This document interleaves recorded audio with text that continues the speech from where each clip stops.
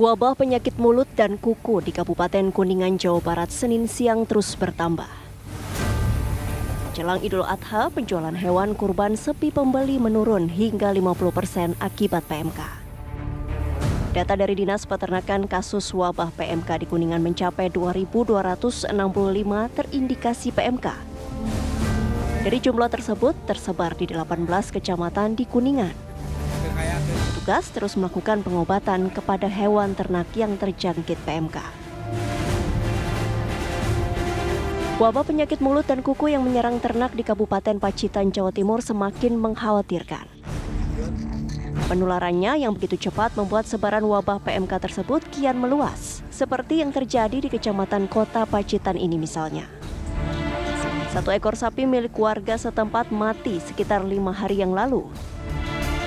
Sejumlah ternak milik warga lainnya bahkan sudah terjangkit. Banyak ternak mengalami kelumpuhan akibat luka di kaki, mulut, dan hidung berlendir hingga ternak tidak mau makan. Berdasarkan data yang dimiliki pemerintah Desa Banjarsari Pacitan di Dusun Karangasri, sampai saat ini terdapat 7 ekor sapi terjangkit PMK. 1 ekor sapi telah mengalami kematian. Sedangkan untuk memutus penularan, para peternak bersama aparat desa secara mandiri melakukan pembersihan kandang dan penyemprotan disinfektan. Kasus penyebaran dan penularan penyakit mulut dan kuku atau PMK di Kabupaten Tuban, Jawa Timur kian tak terkendali. Berdasarkan data dari Pemkab Tuban, saat ini tercatat ada sebanyak 3.251 kasus PMK.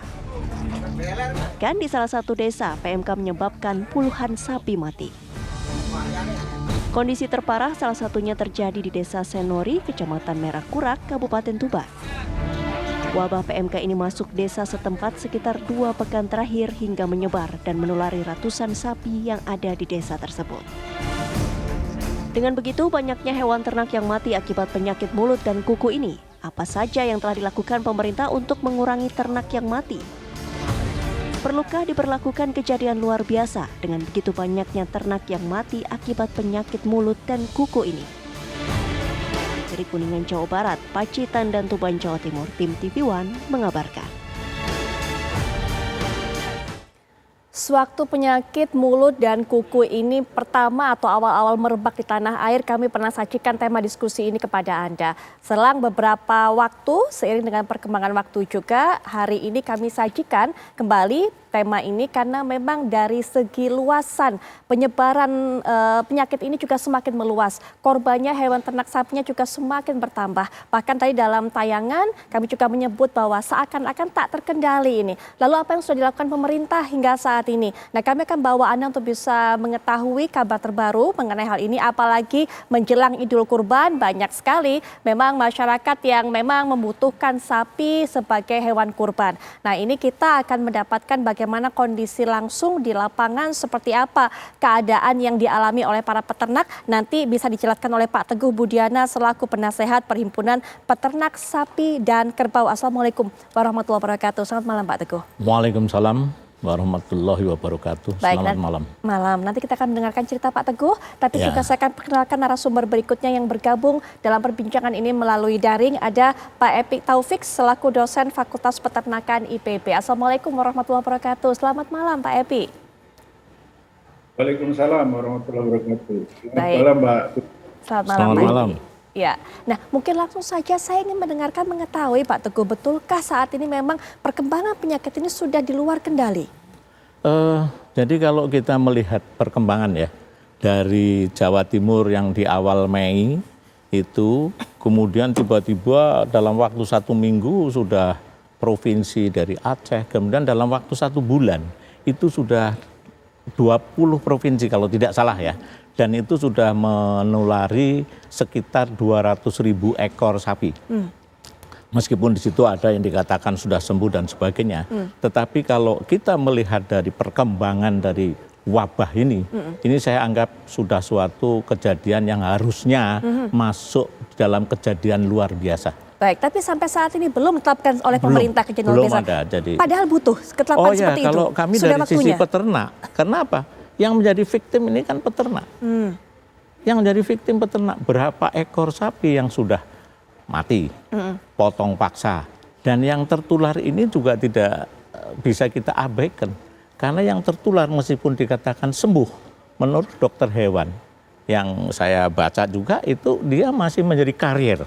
Dia masih membawa virus itu dan menyebar. Dan mungkin ini perlu saya tekankan kembali ya. Organisasi Kesehatan Hewan Dunia itu menempatkan PMK itu sebagai penyakit yang paling berbahaya. Masuk di list A nomor 1. Karena apa? Menimbulkan kerugian sosial ekonomi yang sangat besar.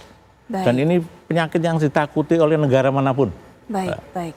Gitu. Nah, Pak Epi, menurut pengamatan Pak Epi, ketika kemarin sudah ada himbauan di awal dari pihak pemerintah bahwa adanya potong paksa dan sebagainya, tapi ternyata ini terus menyebar. Ini kira-kira faktor penyebarnya ini seperti apa, Pak? Sehingga kemudian makin meluas, tidak terkendali. Dan apakah juga dari pandangan Pak Epi sudah waktunya untuk diberlakukan tadi kejadian luar biasa?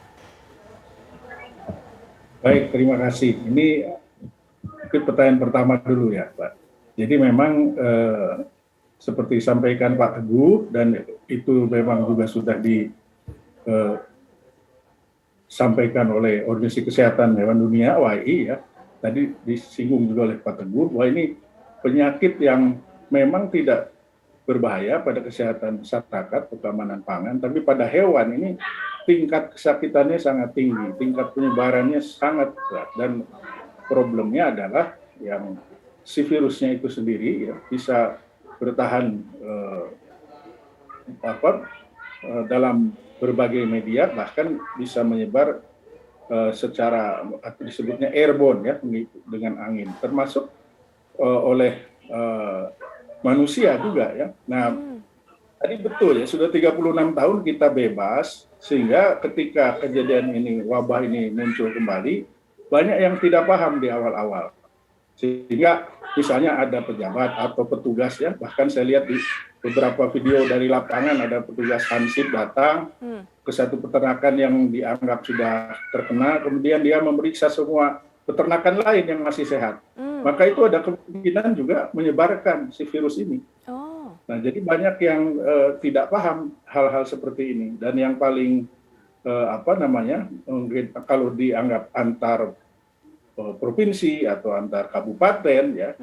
Nah, di awal-awal kejadian ini kan responnya tidak seperti yang seharusnya dilakukan, sehingga masih banyak mungkin ya dugaan saya lalu lintas ternak ini menyebar ya dari daerah yang sudah terkena atau terduga ya ke daerah yang belum, sehingga dengan hal itu maka kecepatan ini luar biasa, dan itu memang sudah karakteristik dari penyakit mulut kuku ini dengan virusnya seperti itu. Di beberapa seperti itu, termasuk di Indonesia dulu. Itulah kenapa saya sampaikan juga di TV One ya di awal-awal, bahkan sebenarnya dalam dokumen pemerintah bagaimana menghadapi strategi jika terjadi wabah mulut kuku itu di awal-awal sesegera mungkin di stamping out ya, bagi ternak yang sudah jelas terkena, supaya kemudian tidak menyebar. Baik. Ada penanganan yang salah, tidak banyak masyarakat yang mengetahui bagaimana cara melakukannya. Ada sebuah kegagapan di sini saat kemudian penyakit ini menyebar di tanah air. Nanti mungkin dijelaskan Pak Teguh mengenai hal ini, bagaimana upaya seharusnya dan apa yang diharapkan dari pemerintah. Kemudian juga tadi ada masukan kalau dari Pak Epi kan stepping out tadi. Nanti mungkin bisa dijelaskan Pak Teguh. Tapi setelah jeda berikut ini kami segera kembali.